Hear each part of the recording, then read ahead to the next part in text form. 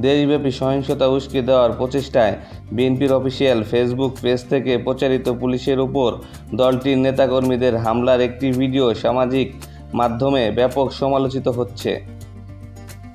শনিবার রাতে প্রকাশিত হওয়া এই ভিডিওর কমেন্টে অনেকে মন্তব্য করেছেন, ক্ষমতায় আসার জন্য সহিংসতা বিএনপির একমাত্র অস্ত্র। রংপুর জেলাধীন গংগাছড়া উপজেলা বিএনপির সমাবেশে পুলিশ ও আওয়ামী লীগের সন্ত্রাসীদের হামলায় পরবর্তী প্রতিরোধের মুখে পালিয়ে যায় পুলিশ ও আওয়ামী লীগ সন্ত্রাসী বাহিনী। ক্যাপশন দিয়ে ভিডিওটি ছাড়া হয়। এই ভিডিও প্রকাশের পর বিএনপির নৈতিকতা নিয়ে প্রশ্ন তুলেছেন অনেকে।